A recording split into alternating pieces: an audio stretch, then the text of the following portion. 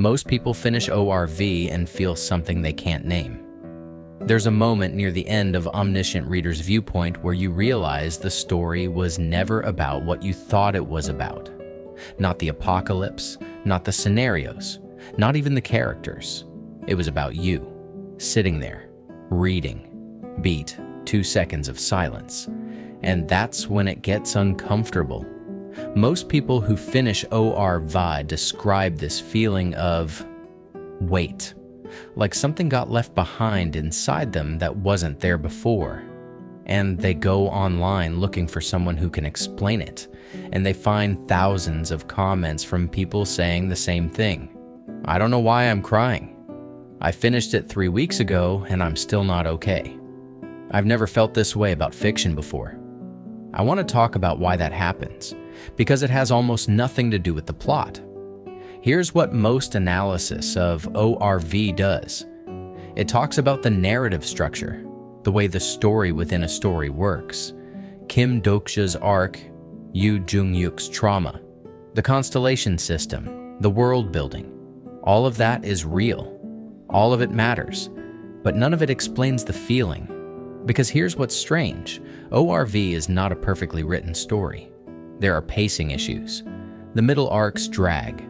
Some of the side characters never fully land. The power scaling gets messy. By the metrics we use to judge fiction, it's a very good manhwa, but not a structurally flawless one. And yet, people grieve it like a death in the family. So the question I'm actually interested in isn't, is ORV good? The question is, what is ORV doing to us, and how? Because something is happening when people read this story that doesn't happen with most fiction. And I think it comes down to something hidden inside the premise, something most readers absorb without ever consciously noticing. There's something specific Kim Dokja does in the first 10 chapters that sets a psychological trap, and by the time you notice it, it's already closed around you. We're going to get to that. What ORV actually is and isn't. Before we go further, I want to do something most ORV videos skip. I want to take the premise seriously, not summarize it, examine it, because the premise of ORV sounds on paper like a gimmick. The world ends, apocalyptic scenarios begin, and one man, Kim Dokja, has read the web novel that predicted all of this. He knows what's coming. He knows the characters. He knows who survives. In other hands, this is a power fantasy. Guy knows the future, guy wins, roll credits. And there are thousands of stories exactly like that. The protagonist who read the story is practically its own genre now, reincarnated into the novel, possessing the villain. Game system protagonists who know the meta. ORV uses that same skeleton, but it does something different with it that most of those stories completely miss. In those other stories, knowing the plot is power. It makes you better than the world, above it. In OR5, knowing the plot is a wound. Kim Dokja has spent years alone, reading a story about a world that doesn't exist yet. He knows these characters more intimately than he knows any real person in his life. He has grieved their deaths before they died. He has loved them before they were real. And then the apocalypse starts, and they're real. And he is the only person in the world who has been waiting for this. That's not a power fantasy. That's something much darker. The wound at the center. I want to stay with this for a moment, because I think this is where ORV starts doing its real work. There's a specific detail about Kim Dokja that the story gives you early and then keeps returning to, like pressing on a bruise. He has no one, not in the tragic backstory sense, not orphaned, not traumatized in some dramatic way. Just no one. A mother who left, co-workers he doesn't connect with, a life that has contracted slowly and completely down to a single novel. The novel is called 3 Ways to Survive the Apocalypse. He's read it so many times he could recite it. He knows the character's motivations better than the author probably intended. He has theories. He has feelings. He is, in the most specific sense, a parasocial relationship taken to its logical extreme. And I want to say something here that might be uncomfortable. Most of the people reading ORV recognize that. Not consciously, maybe.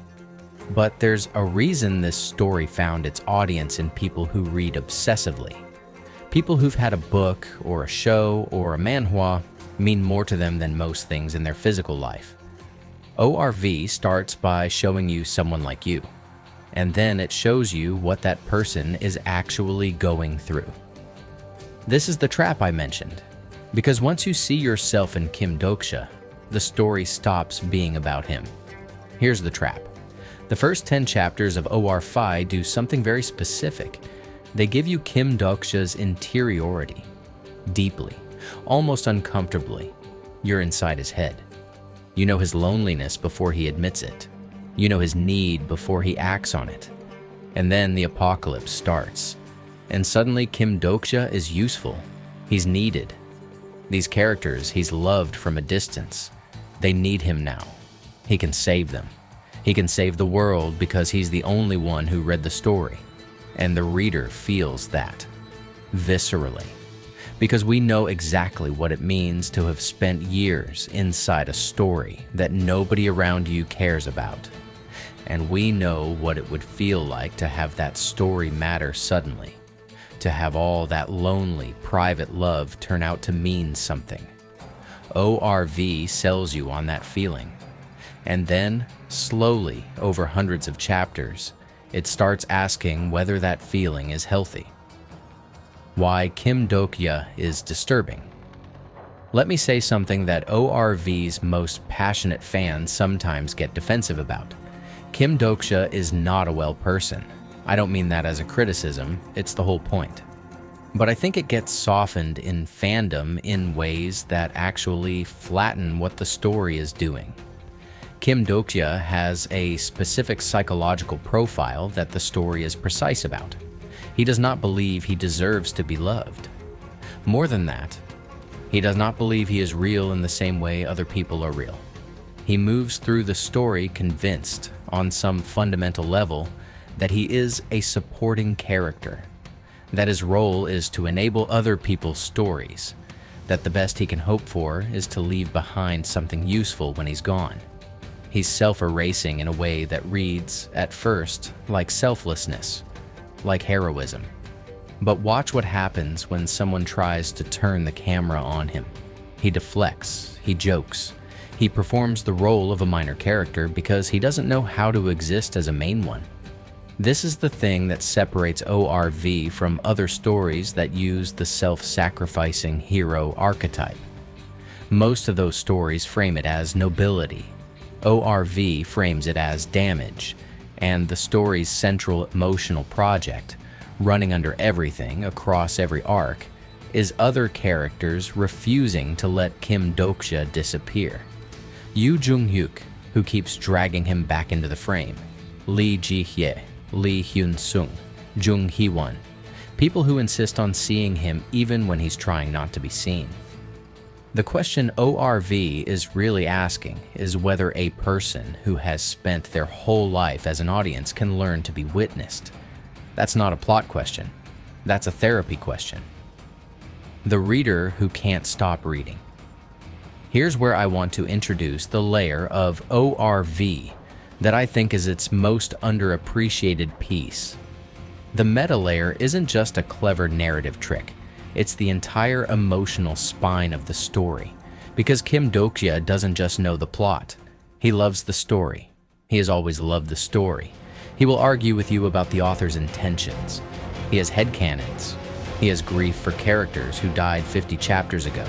He is a reader. And the story he's inside is watching him read it. There's a scene, and if you know ORV, you know the one I mean, where it becomes clear that the novel Kim Dokja read wasn't just predicting the future. It was, in some sense, written for him. That his reading of it was part of the story. That the story needed a reader. I want to be careful here because this gets into spoiler territory, but the emotional architecture of this revelation is the thing I keep coming back to. Because what ORV is saying underneath everything, is this. The act of reading is not passive. It changes the story. It changes you. And sometimes, the story knows you're there. Now, think about what you're doing right now. You're not just watching a video about a manhwa. You are someone who cares enough about ORV, or is curious enough about it, to spend 20 minutes listening to an analysis of why it matters.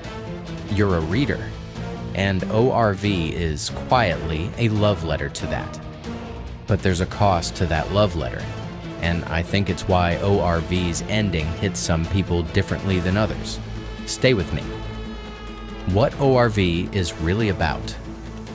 I've been building toward this, so let me just say it clearly.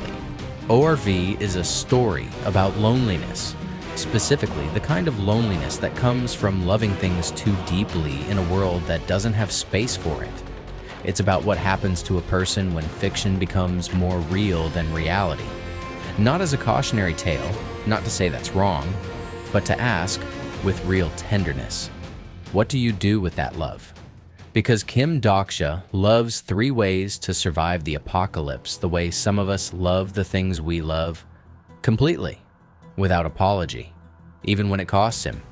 And the apocalypse, the literal, world-ending, people-dying apocalypse, is the universe finally saying, fine, let it mean something. That's the fantasy at the heart of ORV.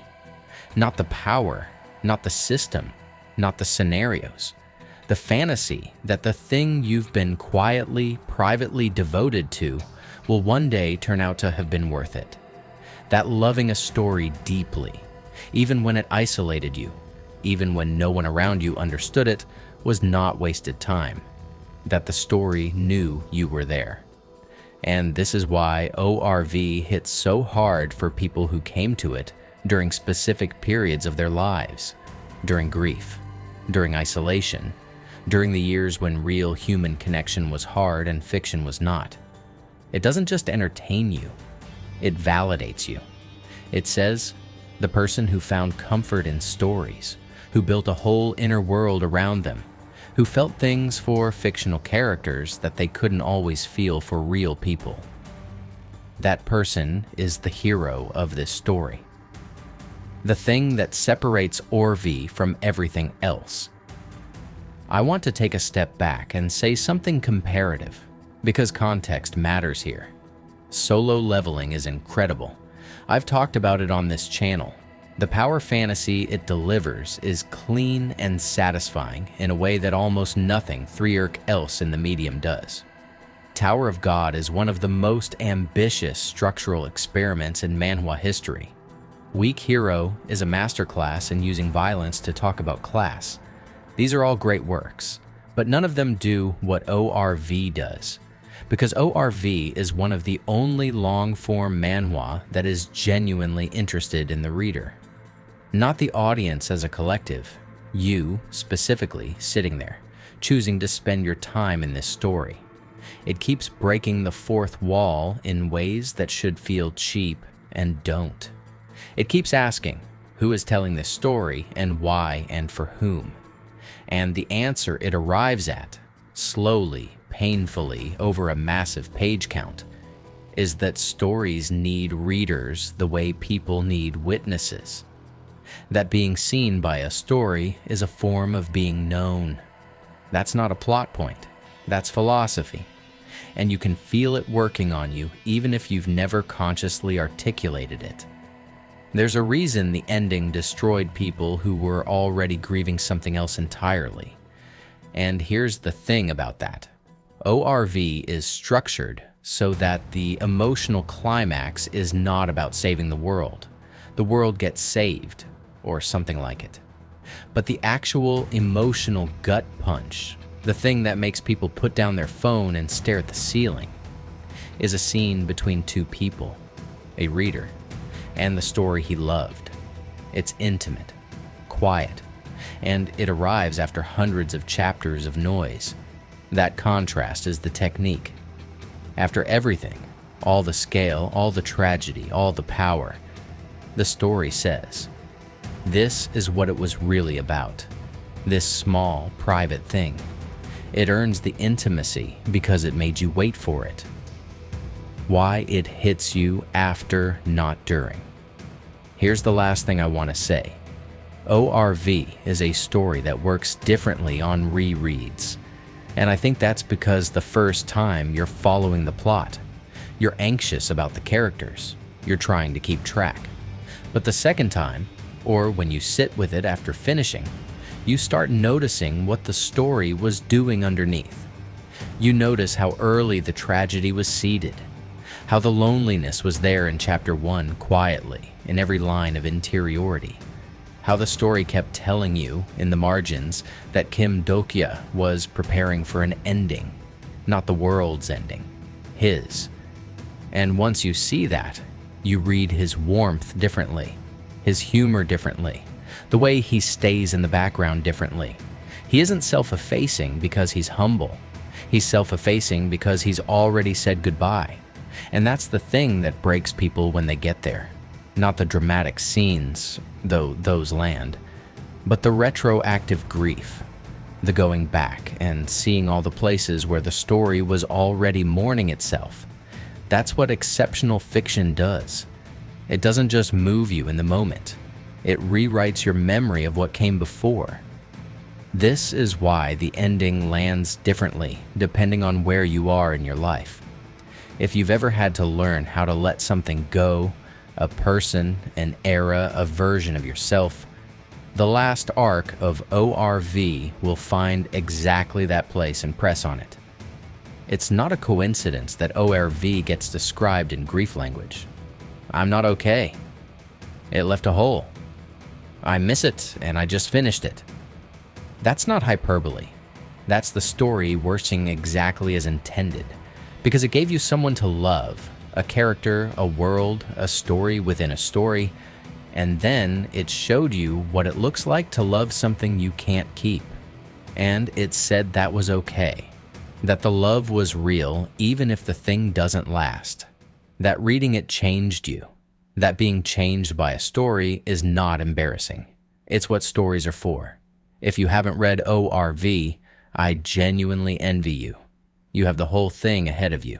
If you have read it, I hope this gave you a language for some of what it did to you. And if you're somewhere in the middle, still in the messy arcs, still not sure where it's going, keep reading. The story knows you're there. I'm going to be doing a deep dive into Kim Dokja specifically, his psychological profile, the self-erasure pattern, and what ORV is actually saying about the cost of being. The person who holds everyone else's story together while never telling your own. That one's coming soon. If you want to be there for it, you know what to do. And if you have thoughts about ORV, what it did to you when you read it, what scene you keep going back to, put it in the comments. I read all of them. I mean that. Manhwa Dissected. What the story is actually doing.